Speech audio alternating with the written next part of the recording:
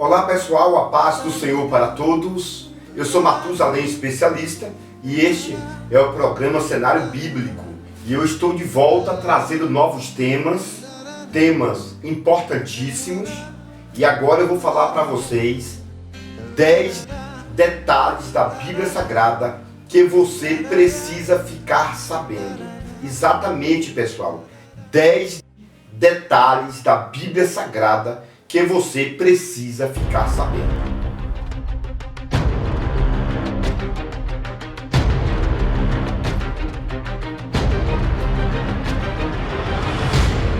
O primeiro detalhe da Bíblia Sagrada que você precisa ficar sabendo é o seguinte: vocês sabiam que Deus tem conselheiros? Pois é, pessoal, Deus tem conselheiros. A Bíblia Sagrada diz, no livro de 2 Reis, capítulo 22, que Deus queria fazer um projeto, levar Acabe, rei de Israel, para morrer em uma determinada cidade, chamada de Ramote-Gileade, na parte leste de Israel. Só que Deus queria fazer uma coisa legal. E o que é que Deus fez? Uma reunião nos céus. Exatamente. Deus convidou todos os anjos dos céus para fazer uma reunião. E nesta reunião também estavam os espíritos. Exatamente, pessoal. Deus tem conselheiros. E naquele momento da reunião, cada anjo ou a diversidade de espíritos falava uma determinada coisa. E de repente saiu um espírito e se apresentou diante de Deus com uma ideia legal. E Deus aceitou a ideia deste anjo. Então observa que Deus tem realmente os seus conselheiros. Lembrando também que Moisés foi um conselheiro de Deus. Olha aí, pessoal. Então os anjos são conselheiros, os 24 anciãos são conselheiros. Moisés também foi um conselheiro de Deus. A Bíblia diz que Deus queria matar o povo de Israel. E Moisés deu conselhos para Deus. Exatamente, pessoal, que legal, não é verdade? Moisés dando conselhos.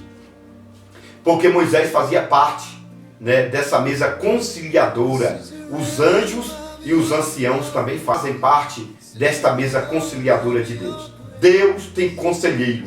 Este é um detalhe da Bíblia que você precisava ficar sabendo. O segundo detalhe da Bíblia Sagrada que você precisa ficar sabendo é o seguinte: no livro de Gênesis, capítulo 1, diz o seguinte, que o Espírito de Deus pairava sobre a face das águas. Exatamente, a Bíblia diz o seguinte: e no princípio criou Deus o céu e a terra estava sem forma e vazia, e o Espírito de Deus pairava. Vocês sabiam que este Espírito não é o Espírito Santo? Pois é, pessoal, ali não é Ruach HaKadosh. A Bíblia só apresenta a palavra Ruach. E a palavra Ruach significa vento, sopro, espírito, não é verdade? Fôlego. Então a palavra, quando diz o seguinte, que no princípio criou Deus o céu e a terra estava sem forma e vazia, e o espírito, ou seja, o sopro de Deus pairava. E neste sopro de Deus estava a palavra da criação, ou seja, estava o verbo. E quem é este verbo? O próprio Jesus, a palavra criadora. Então em Gênesis capítulo 1, quando diz que o Espírito pairava sobre a face das águas, não era o Espírito Santo, não era o Ruach HaKadosh, e simplesmente o Espírito, ou seja, o sopro de Deus. E nesse sopro, a palavra da criação. A Bíblia diz em João que no princípio era o verbo estava com Deus e o verbo era Deus. Então, na palavra, no sopro de Deus, estava o poder criador de Jesus Cristo. Quando você for ler esse assunto, leia também o livro de Gênesis, capítulo 8, versículo 1, tá bom? Gênesis, capítulo 8, versículo 1, que fala que o sopro de Deus fez com que as águas do dilúvio baixassem. O sopro não é o Espírito Santo, não é o Ruach HaKadosh. Não é verdade? O sopro é o sopro de Deus. Agora, quando a Bíblia apresenta a palavra Ruach HaKadosh, ou seja, Espírito Santo, aí sim Esse Espírito Santo é o Espírito de Deus. E todas as vezes que a Bíblia apresentar somente a palavra Espírito ou a palavra Ruacha no original hebraico, não é o Espírito Santo, é simplesmente o sopro de Deus. Muito bem, pessoal. A terceira coisa que você precisava ficar sabendo é o seguinte: Deus fez com que as águas do dilúvio subissem e a arca de Noé ficou pairando por aproximadamente 1 ano e 27 dias. Exatamente. E aí você pergunta, como que os animais sobreviveram? Né? Será que Noé levou comida para todos os animais? É claro que não, pessoal. Deus fez a multiplicação. Vocês lembram da multiplicação do pão que Jesus fez no Novo Testamento? A mesma coisa. Noé só pegou um pouco de alimento para os animais. Noé só pegou um pouco de água. E a água se multiplicava dentro da arca. Até porque foi 1 ano e 27 dias dentro da arca. Então Noé levou um pouco de comida e então aquela comida se multiplicava. Os animais comiam e com a força daquela comida eles viviam vários dias sem precisar comer novamente. Vocês podem lembrar de Elias. Elias comeu e com a força daquela comida Elias viajou 40 dias e 40 noites até o Monte Horebe, o Monte Sinai, o Monte de Deus. Então a força da comida multiplicada, a força da comida derivada de Deus, dá força para os seres humanos. E os animais viveram muito bem, não é verdade? Tem pessoas até que pregaram que Noé ficava limpando estrume de animais e etc, etc. Nada a ver, não tem isso na Bíblia. A Bíblia simplesmente apresenta que Noé viveu muito bem seus dias dentro da arca, porque houve multiplicação de alimento e a força daquele alimento fazia que os animais ficassem vários dias sem beber e sem comer. Igual Moisés, não é verdade? Que ficou 40 dias no monte, depois ele passou mais 40 dias, 80 dias, o único homem, tá, que ficou 80 dias sem comer e sem beber foi Moisés. Assista um outro vídeo que eu fiz falando sobre os 23 segredos da vida de Moisés e veja esse detalhe. Beleza, pessoal? Muito bem, pessoal. O quarto segredo bíblico que você precisa ficar sabendo é o seguinte. Tem um texto na Bíblia Sagrada, em Gênesis, capítulo 5, que diz o seguinte: e andou Enoque com Deus, até que não se viu mais, porque Deus para si o tomou. Não é verdade? E todo mundo acha que andou Enoque com Deus, era Enoque ser um homem fiel, Enoque fazer a obra de Deus, mas os originais hebraicos não falam isso. Os originais hebraicos falam que andou Enoque com Deus, ou seja, literalmente, estavam todos reunidos e Enoque subiu com Deus.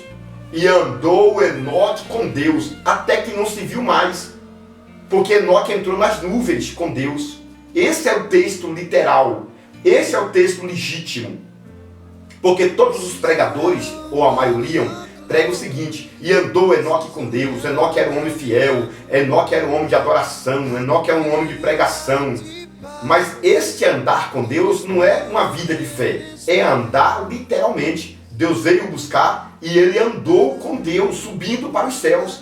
E até que não se viu mais, os homens olhavam e não alcançavam aos seus vistas. Não é verdade? E andou Enoque com Deus, até que não se viu mais, porque Deus para si o tomou. Ou seja, Enoque subiu para os céus andando com Deus, pessoal. Diferente de Elias. Elias foi arrebatado em um redemoinho, que na verdade no original hebraico não fala redemoinho.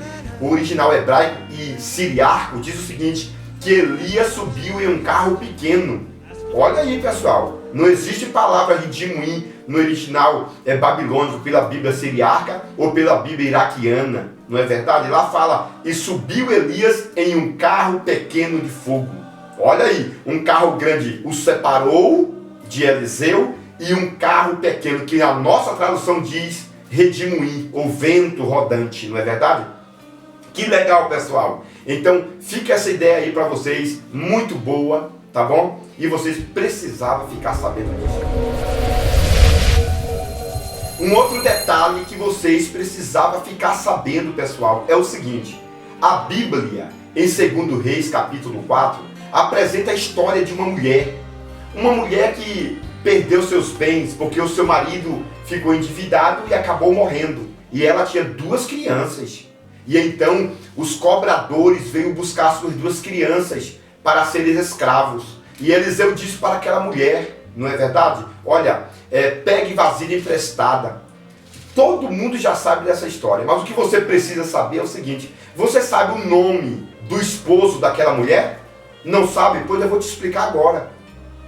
Em 1 Reis, capítulo 18, conta a história de um homem chamado Obadias. E esse Obadias, no tempo de Elias, no tempo de Jezabel, porque Jezabel matou vários profetas de Deus, este Obadias escondeu 100 homens, 100 profetas dentro das cavernas e sustentava com pão e água. A seca era muito grande, 3 anos e meio sem chover. E este Obadias comprou fiado. Esse Obadias fez empréstimo para sustentar os profetas de Deus. Depois Obadias acabou morrendo. E ficou a família dessa mulher. E essa mulher chegou para Eliseu e falou: olha, tu sabe que o meu marido era um homem temente a Deus. Pois é, pessoal, o marido desta mulher se chamava Obadias. É só você conciliar o texto. 2 Reis, capítulo 4, que fala sobre a história desta mulher que pediu vasilhas emprestadas.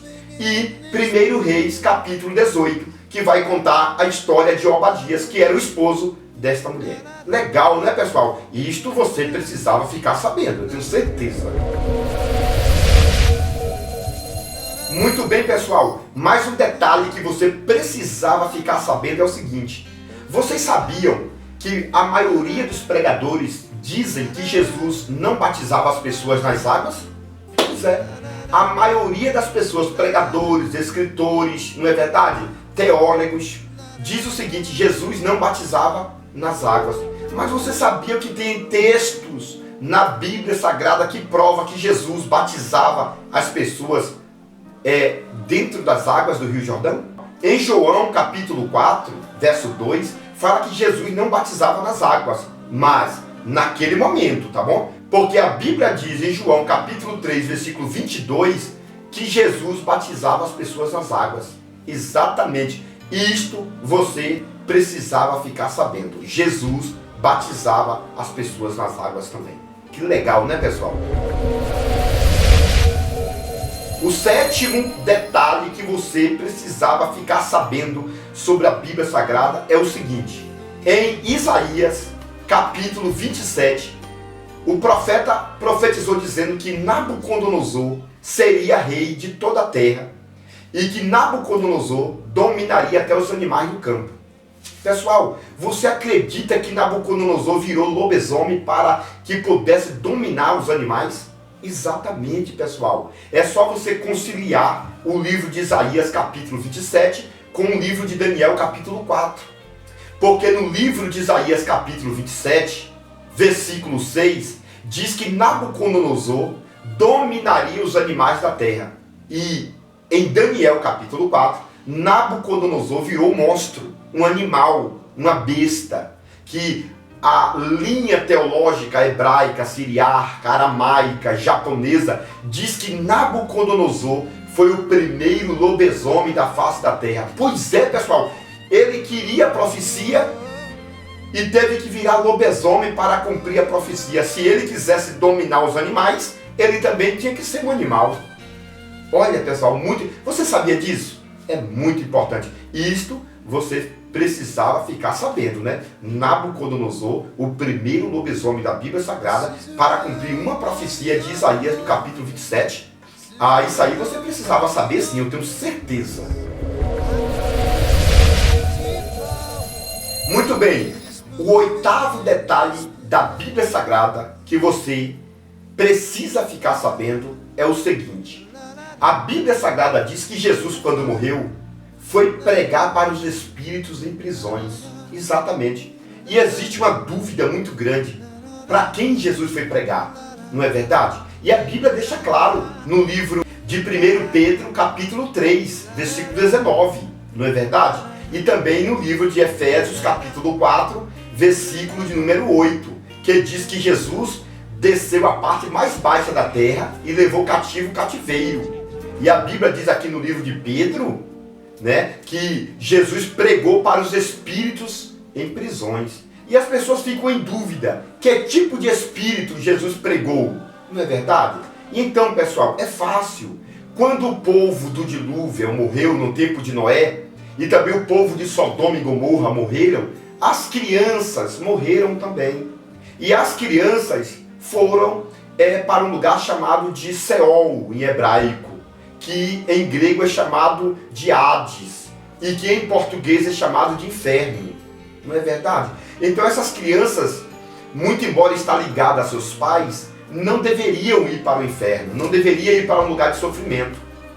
Mas as crianças acompanharam seus pais, as suas almas, na verdade. E Jesus passou 3 dias e 3 noites no centro da terra, não é verdade? E nesses 3 dias e 3 noites, Jesus aproveitou e foi no inferno, ou seja, no Hades, no Seol, e pegou todas as crianças que estavam aprisionadas.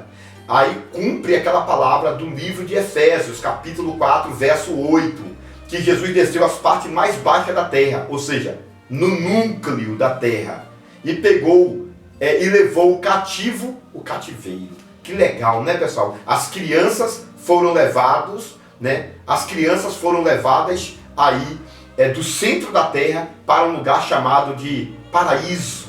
Que legal, né, pessoal?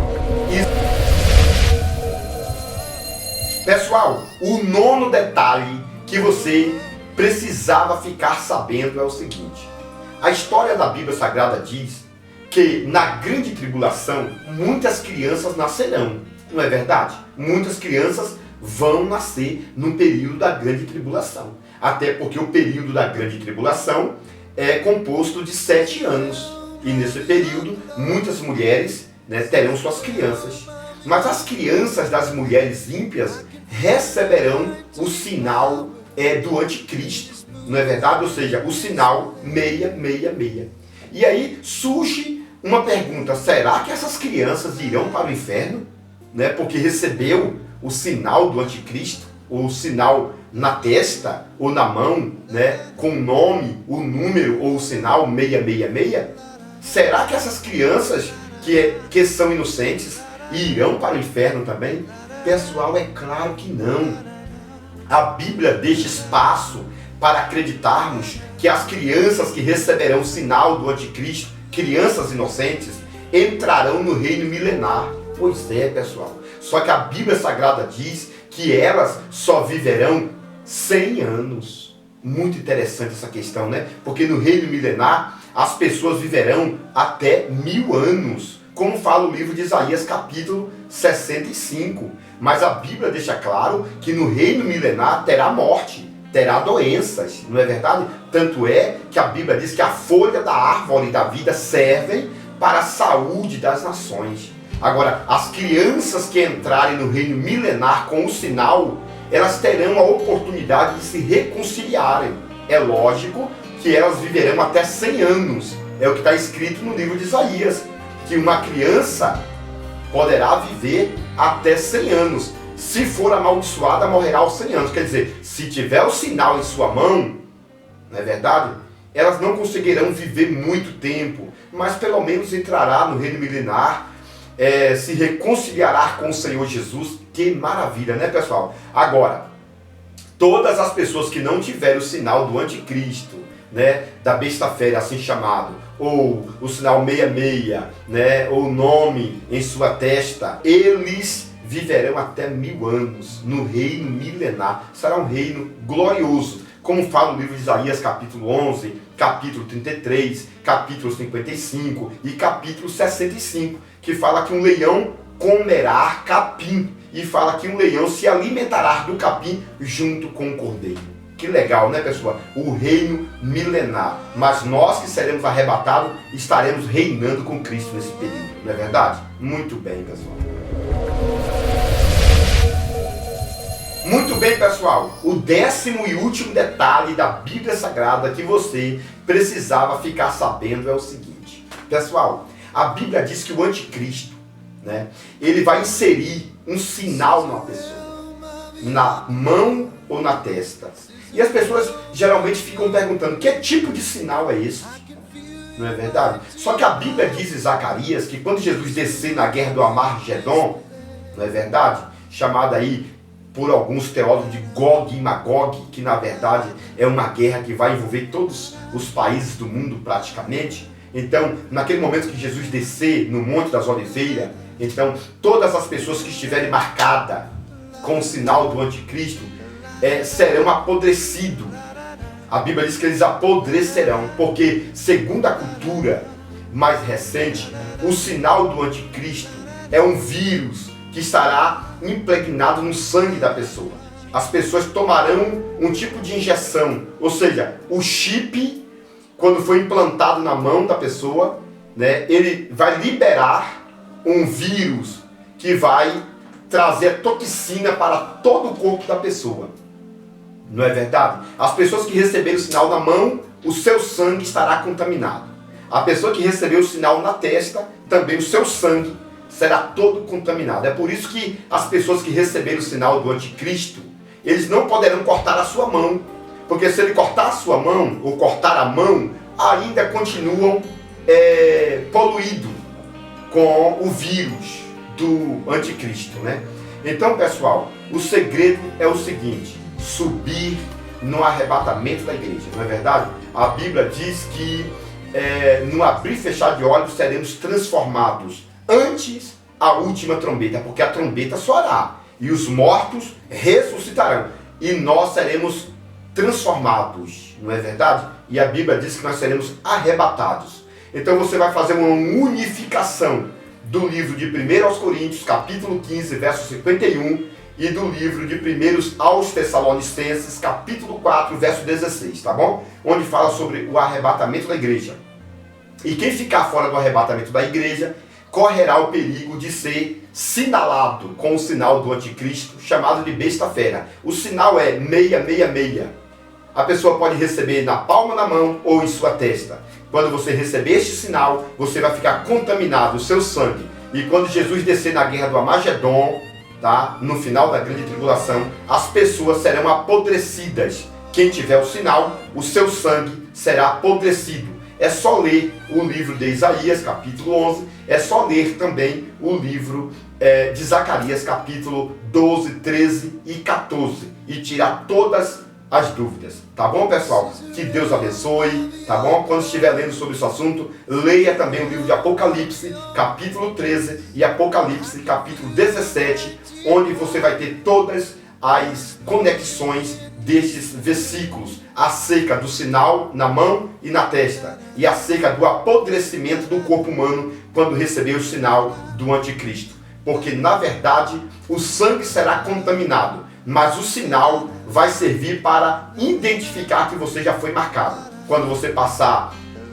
em um supermercado, por exemplo, então as máquinas vão realmente identificar que você tem um chip na mão ou na testa. E você poderá comprar ou vender livremente, porque o chip na mão e o chip na testa vai confirmar que você já foi assinalado com o sinal 666. Porém, se você tirar o sinal da sua mão ou da sua testa, você continua contaminado no sangue. A Bíblia diz que é o sangue que é precioso. O sangue é algo extraordinário. E o diabo vai usar o sangue humano através do chip para fazer a revolução contra Deus e alcançar milhões e milhões de almas na face da terra. Eu deixo esse vídeo para vocês, curta a minha página, veja os outros vídeos, tá bom, pessoal? Que Deus te abençoe, que Deus te guarde, no nome do Senhor Jesus. Muito obrigado.